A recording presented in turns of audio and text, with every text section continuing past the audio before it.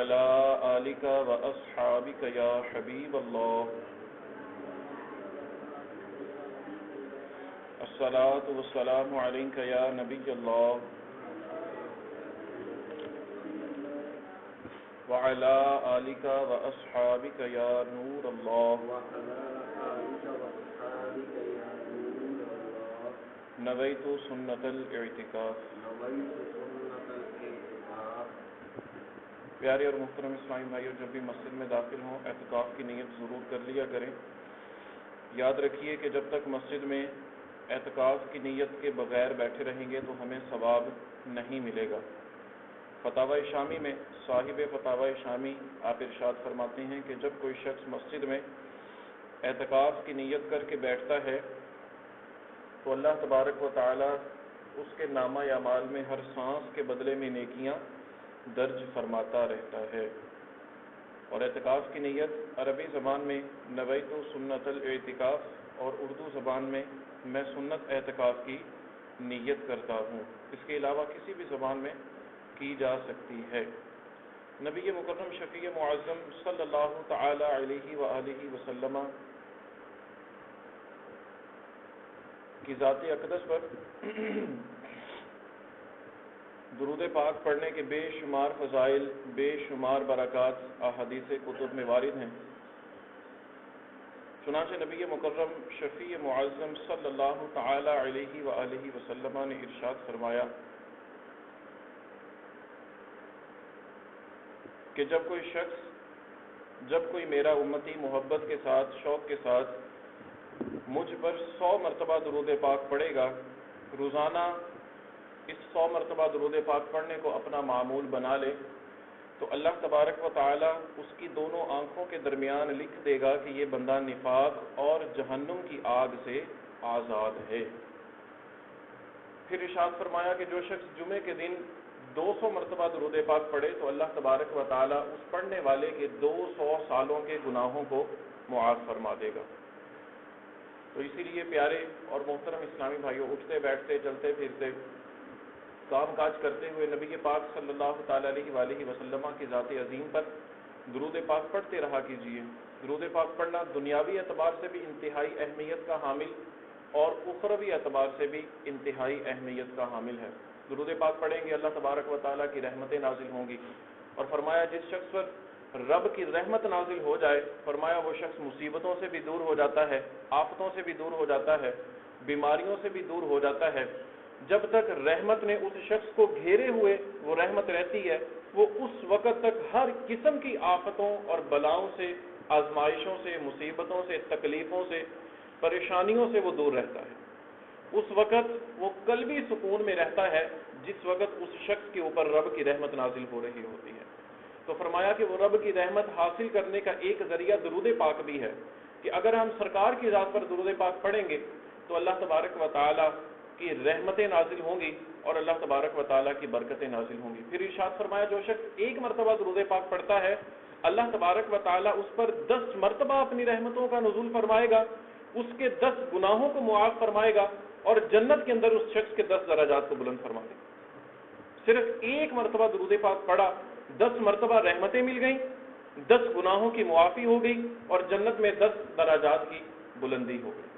تو درود پاک جتنے شوق کے ساتھ، جس محبت کے ساتھ، جس اخلاص کے ساتھ ہم سرکار کی ذات پر پڑھیں گے اس کا فائدہ ہمیں ہی ہوگا.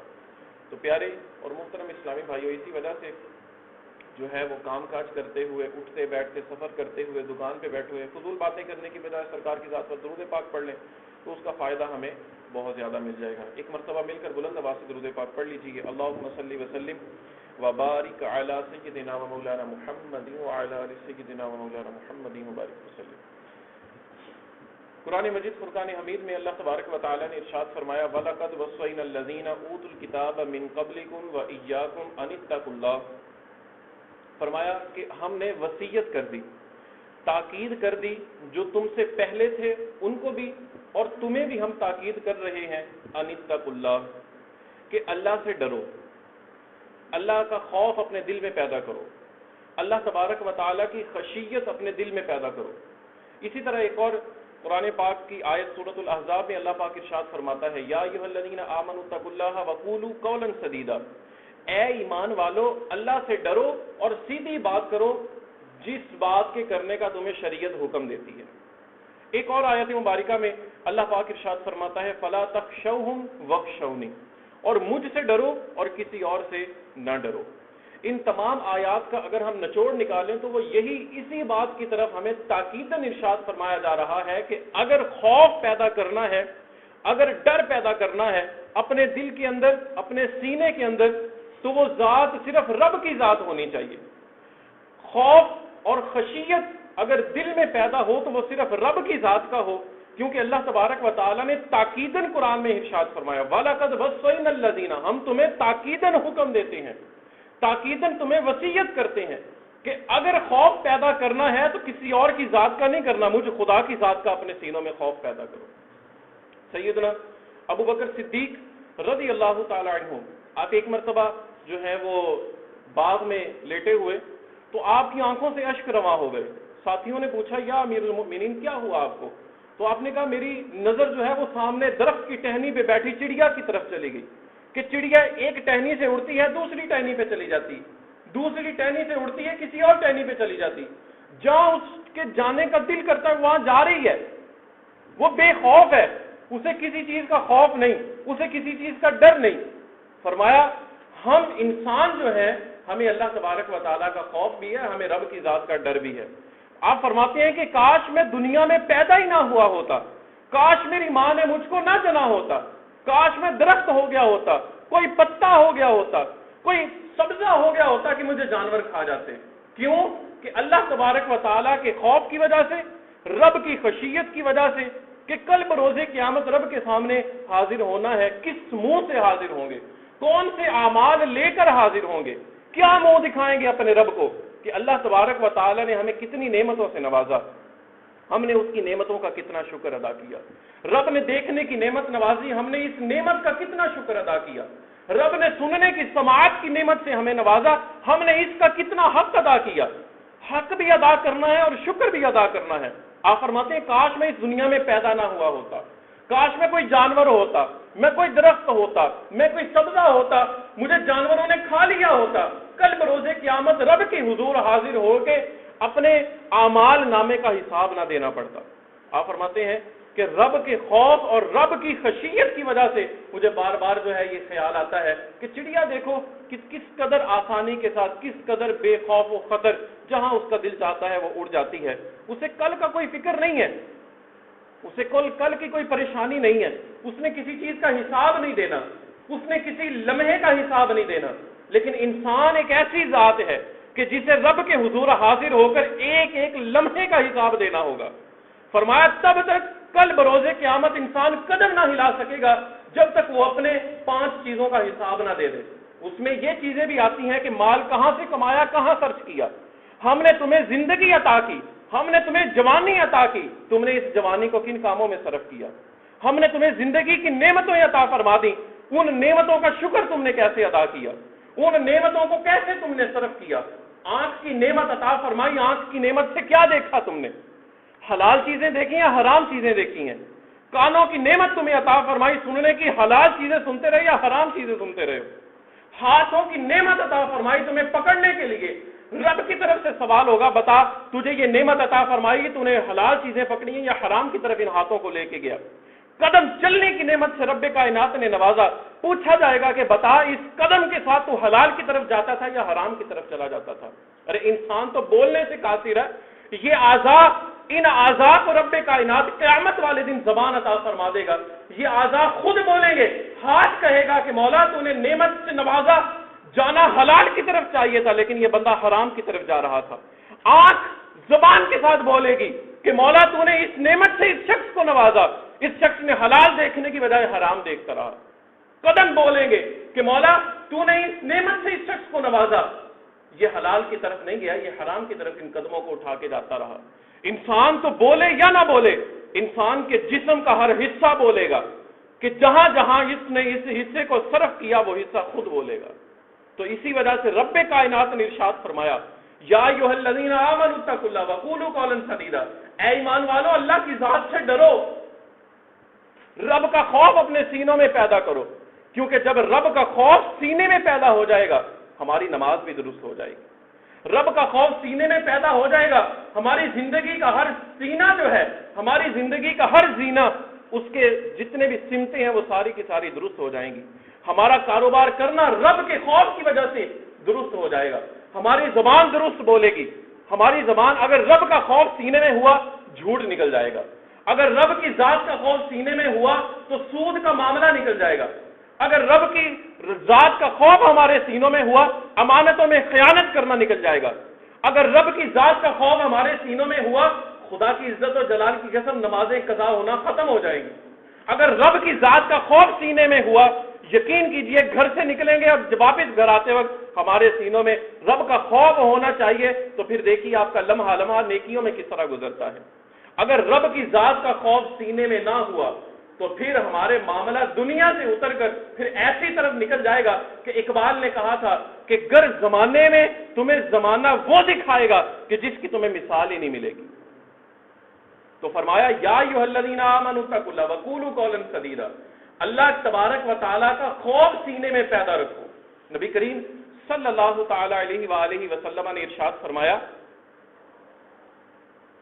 کہ جب کسی شخص کو اللہ تبارک و تعالیٰ کا خوف سینے میں پیدا ہوتا ہے اور اس کا جسم جھنجھوڑے لینا شروع کر دیتا ہے، اس کے جسم کے رونگٹے کھڑے ہو جائیں، فرمایا اس کے نامہ اعمال سے نیکیاں اس طرح جڑتی ہیں جس طرح درخت سے پتے جڑ رہے ہوتے ہیں۔ اور یہ خوف کب آتا ہے؟ یہ خوف تب آتا ہے جب ہمارے سامنے کوئی حادثہ ہو جائے۔ یہ خوف کب آتا ہے؟ ہمیں کب آتا ہے؟ ہمیں تب آتا ہے جب ہمارے سامنے کوئی جنازہ ہو جائے۔ یہ خوف تب آتا ہے جب ہم اپنی آنکھوں کے سامنے کسی کو قبر میں اترتا ہوا دیکھ لیں، تب ہمارے سینے خوف سے لرز جاتے ہیں، نہیں یار یہاں ہم نے بھی جانا ہے۔ تو وہ کب آتا ہے؟ اس کے علاوہ بھی ہمیں آنا چاہیے۔ فرمایا جس شخص کو خوف کی وجہ سے جس کا جسم لرزنا شروع ہو جائے اس کے نامہ اعمال سے گناہ اس انداز سے جڑتے ہیں جس طرح درخت سے پتے جڑ رہے ہیں۔ اور پھر فرمایا نبی کریم صلی اللہ علیہ وسلم نے صحابہ کو تعلیم دیتے ہوئے ارشاد فرمایا میرے صحابہ اللہ تبارک و تعالیٰ کسی شخص پر دنیا کے اندر بھی اور آخرت کے اندر بھی نہ تو دو امن جمع ہونے دے گا اور نہ دو خوف جمع ہونے دے گا۔ کیسے؟ فرمایا جو اس دنیا میں رہتے ہوئے سکون میں رہا، امن میں رہا، وہ کل بروز قیامت امن میں نہیں ہوگا، وہ سکون میں نہیں ہوگا، وہ تسلی میں نہیں ہوگا، وہ پریشانی کے عالم میں ہوگا۔ اور فرمایا جو اس دنیا میں پریشان ہوگا کسی بھی وجہ سے، اس دنیا میں جو شخص پریشان ہوا کل بروز قیامت وہ امن میں ہوگا۔ آج ہم پریشانیوں سے پریشان ہو جاتے ہیں، پریشانیاں آ گئی، لیکن فرمایا نہیں، ان پریشانیوں سے پریشان نہ ہوا کرو بلکہ رب کی بارگاہ میں آ جایا کرو، ہاتھوں کو اٹھا کے دعا کیا کرو، اللہ تبارک و تعالیٰ کی بارگاہ میں گڑ گڑایا کرو۔ کہیں یہ پریشانیاں ہمارے اپنے اعمال کی وجہ سے تو نہیں ہے، کہیں یہ پریشانیاں نمازیں قضا کرنے کی وجہ سے تو نہیں ہے، کہیں یہ پریشانیاں دین سے دوری کی وجہ سے تو نہیں ہے، کہیں یہ پریشانیاں اور آفتیں اور بیماریاں جو ہیں وہ ہمارے اپنے اعمال کی وجہ سے تو نہیں۔ کیونکہ فرمایا کہ جب کوئی شخص ایک گناہ کرتا ہے اس کے دل پہ ایک سیاہ نقطہ لگا دیا جاتا ہے، دوسرا گناہ کرتا ہے دوسرا نقطہ لگا دیا جاتا ہے، حتیٰ کہ وہ گناہ کرتا چلا جاتا ہے، اس کا دل سیاہ ہو جاتا ہے، اب اس کے دل پہ کوئی بات اثر ہی نہیں کرتی، پھر اسے آفتیں گھیر لیتی ہیں، بیماریاں گھیر لیتی ہیں، پریشانیوں میں وہ شخص آ جاتا ہے، اسے پتہ ہی نہیں چلتا ہے اچھا یہ بیماری بھی لگ گئی ہے، اچھا یہ بیماری بھی لگ گئی ہے، یہ آفت بھی آ گئی، یہ مصیبت بھی آ گئی، یہ بھی ہو گیا وہ بھی ہو گیا، اچانک سے دھیرے اس طرح کے آفات اور معاملات ہو جاتے ہیں۔ تو یہ کب ہوتا ہے؟ جب کوئی شخص دین سے دور ہو، جب کوئی شخص عبادت سے غافل ہو، جب کوئی شخص اللہ تبارک و تعالیٰ کی راہوں سے دور ہو جاتا ہے، رب کی قربت سے دور ہو جاتا ہے، تو وہ شخص آفتوں میں آ جاتا ہے، بیماریوں میں آ جاتا ہے، مصیبتوں میں آ جاتا ہے، پھر وہ صرف دنیا کا ہی ہو کے رہ جاتا ہے، پھر اس کی زندگی 1 سال ہو، 1 مہینہ ہو، 1 دن ہو یا 1 لمحہ ہو، اس کی زندگی کا اس کی ذات کو کوئی فائدہ نہیں ہوگا بلکہ الٹا اس کی ذات کو نقصان ہوگا۔ کیوں؟ کیونکہ اس کی وجہ یہ ہے کہ اس کے دل کے اندر خوف نہیں ہے، اس کے دل کے اندر ڈر ختم ہو گیا۔ حضرت سیدنا عمر فاروق اعظم رضی اللہ تعالیٰ عنہ آپ فرماتے ہیں ایک مرتبہ میں یوں نکلا نا اپنے گھر سے تو مدینے کی گلیوں میں گھوم رہا تھا، تو ایک گلی کے اندر میں نے دیکھا بڑا سناٹا تھا، دوسری گلی میں دیکھا بہت سناٹا تھا، تیسری گلی میں دیکھا کوئی شخص ہی باہر نہیں ہے، تو یوں گزرتا گزرتا میں کسی چوراہے سے گزرا تو ایک شخص بھاگتا ہوا آیا، تو میں نے پوچھا کہاں گئے لوگ، کہاں گئے سارے کے سارے؟ تو وہ شخص کہنے لگا کہ فلاں جگہ پہ جنگل سے شیر آ گیا۔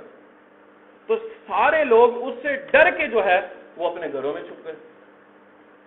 تو سیدنا عمر فاروق اعظم رضی اللہ تعالیٰ عنہ نے اس شیر کے آنے کی جو جگہ تھی وہ جگہ معلوم کی اور اس طرف چل پڑے۔ وہ شخص کہتا ہے حضرت کہاں جا رہے ہیں یا امیر المومنین، کس طرف جا رہے ہیں؟